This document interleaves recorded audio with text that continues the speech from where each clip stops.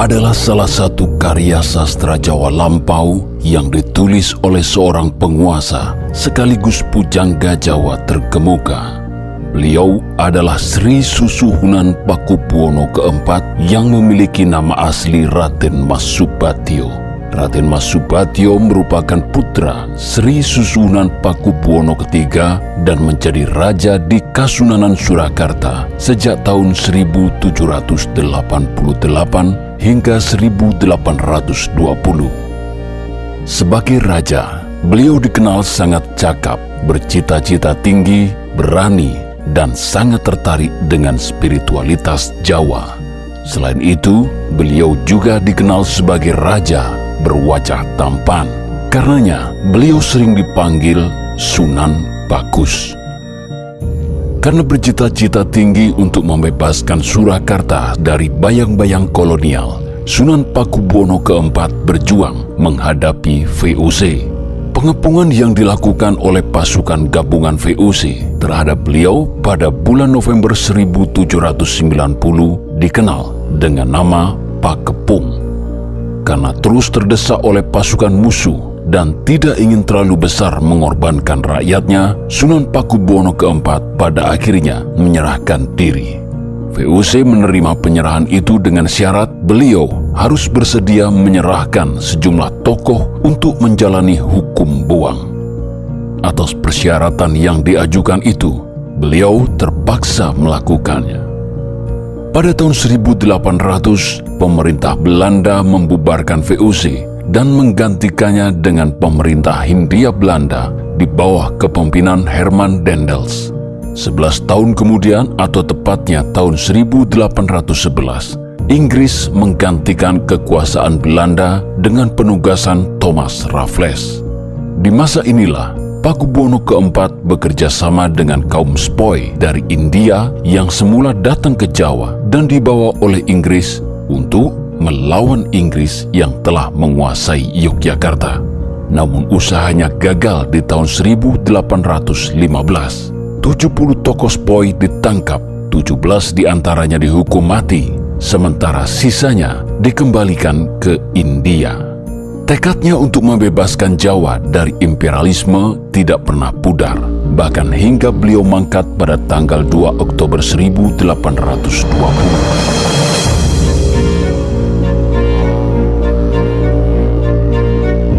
Karena dia adalah juga seorang pujangga, tinggalan beliau yang begitu terkemuka adalah sejumlah galian spiritualitas Jawa yang sepertinya layak untuk dijadikan inspirasi kaum muda hingga sekarang. Salah satunya tertuang dalam sebuah serat bernama Serat Wulangreh. Serat Wulangreh terdiri dari 13 pupuh.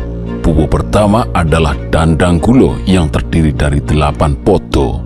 Pupuh kedua berupa Kinanti yang terdiri dari 16 poto. Pupuh ketiga adalah Gambu yang terdiri dari 17 poto.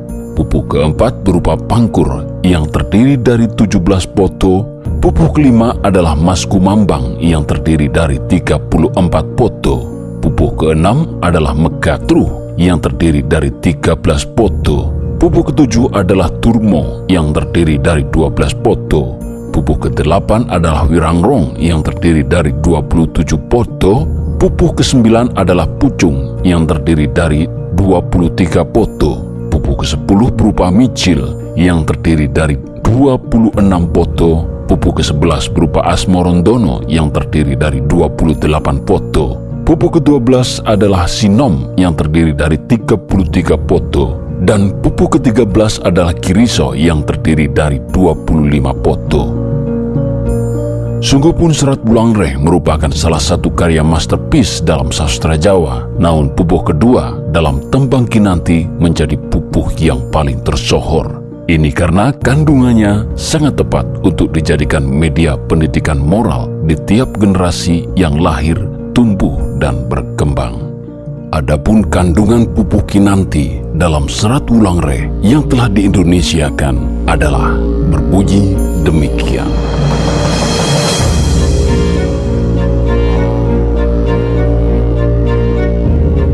Biasakanlah mengasah kolbu.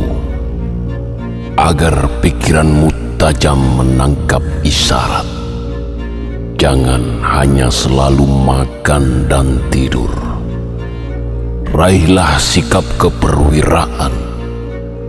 Latihlah dirimu dengan mengurangi makan dan minum. Jadikanlah sebagai kebiasaan. Kurangi makan tidur. Jangan gemar berpesta. Gunakan seperlunya. Sebab orang yang gemar berpesta akan berkurang kepekaan batinnya. Jika kamu ditakdirkan menjadi orang besar, janganlah kamu menyombongkan diri. Jangan kamu dekat dengan orang yang berlaku buruk dan bertingkah tidak baik, karena itu akan bisa menularimu. Meskipun dari kelas bawah asalnya, jika perbuatannya baik atau kaya cerita bermanfaat, itu pantas kamu dekati, karena akan menambah budi dan kebijaksanaanmu. Orang muda biasanya mengikuti apa yang terjadi di sekitarnya. Jika di sekitarnya banyak orang jahat, biasanya akan ikut menjadi penjahat. Jika di sekitarnya banyak pencuri, maka ia juga pandai mencuri. Meskipun tidak ikut mencuri, tapi akan tahu cara mencuri. Seperti itulah perbuatan jahat. Awalnya hanya tahu, selanjutnya bisa melakukannya. Itulah tuntunan iblis. Perbuatan benar akan menjadi mudah jika sudah dilakukan, namun akan sulit jika bermalas-malasan melakukannya. Karena itu, lakukanlah, karena akan bermanfaat bagi kita.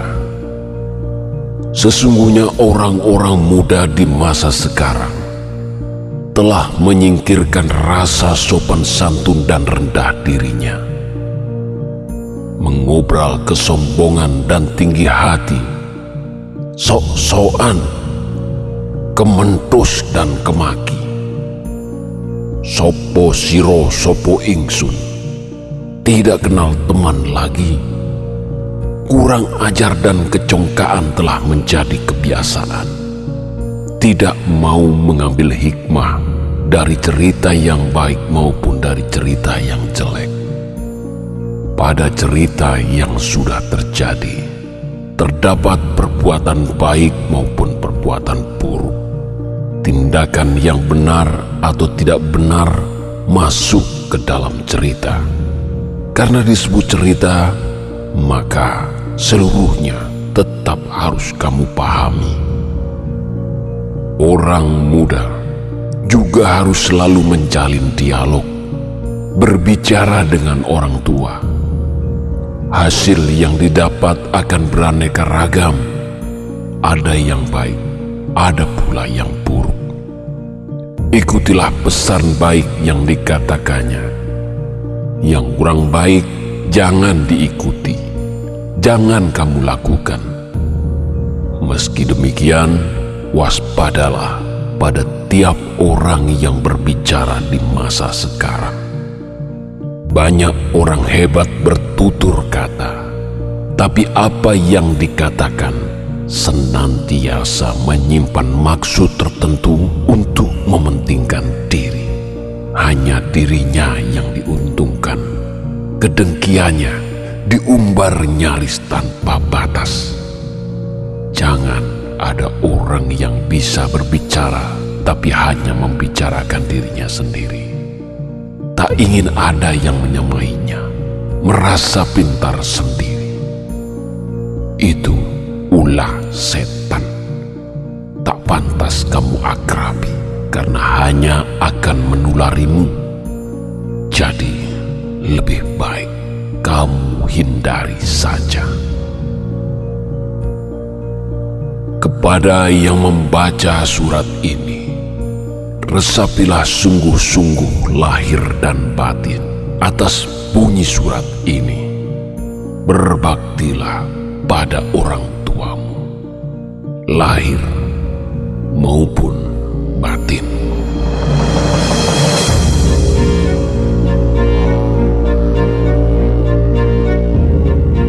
Demikian kandungan dalam serat Wulang Reh karya Pakubuwono keempat, karya penuh kebijaksanaan di mana kitalah yang telah menjadi pewarisnya. Tinggal kita mau atau tidak menjadikannya sebagai bahan permenungan dan pijakan langkah di tengah zaman yang berubah sedemikian cepat saat ini.